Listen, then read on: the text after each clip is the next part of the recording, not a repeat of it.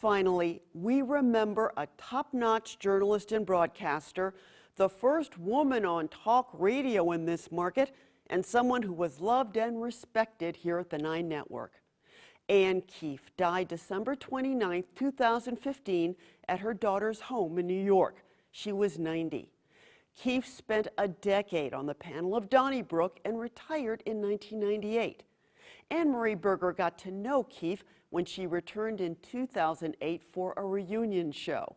This is Anne-Marie's appreciation. Like Ursula Andress, I really look best naked. Clothes don't give you a good idea.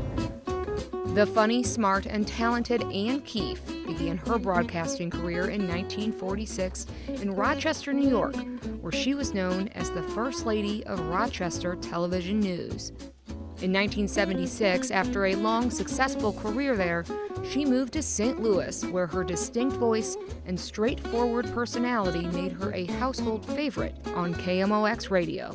You shouldn't have opinions, you should have questions. That's what it's all about. It's about, well, wait a minute, what would happen if so-and-so happened? Or what's going to happen as a result of that? And let the audience give their opinions. But for you to spend a couple hours giving your opinion, and who cares? Especially if you're not an authority on anything, which I certainly am not. Okay, let's get on to our next adventure, which is the Soviet. I guess I can't smoke in that little studio. Donnybrook went on the air in 1987, and not long after, Keefe joined this cast of characters, bringing more than just another voice. First of all, I'm not naive enough to think that the governor would name a neutral Republican, okay? She really brought a lot of credibility to the show. Anne Keefe, do you think that, meanwhile... And when I invited her, she agreed readily, but she said, well, you'll have to ask Mr. Hyland. Well, I knew Bob Hyland well enough to ask him, and he didn't think too much of television. That's pretty much legend here in St. Louis. So I said, Bob, we'd like to have Anne on our show, and he said, well, since you're the one asking, you know, bug stuff.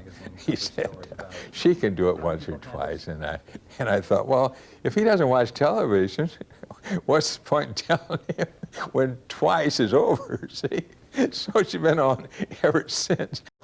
The adjective applied to Anne most often is she's brilliant. If I, as a woman, am in a position where you and I work, where you can never approach my position, never, then you're beneath me, because I can do something you can't do and be rewarded for it financially and so forth. And when you have, what, 14 women killed in Persian Gulf and you tell me they're not in combat, that's pretty ridiculous. If we start having a discussion and I take some position contrary to Anne, and she just will look at me, I will realize that this is something that I'm thinking of for the first time, and Anne has thought the whole thing out.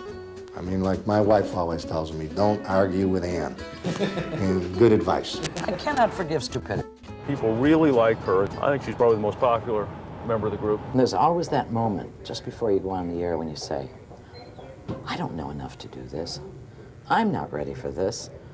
Good, it's like standing in the wings of the theater and thinking, I don't remember my lines. I don't remember my cue. I don't even know what play this is. You know, there's that moment of absolute panic every day. For what, 45 years, 46 years, never goes away. Anne Keefe retired in 1998, but the voice, wit, and thoughtfulness of this legendary broadcaster and pioneer has never been forgotten by those who turn to her for news and information. What I want to know, seriously, from someone running for President of the United States, what is our role in the world? When do we send troops and why? What is our philosophy about having people in multi-million-dollar boat houses and some on the street with no home? What do we think about that? That's what I think.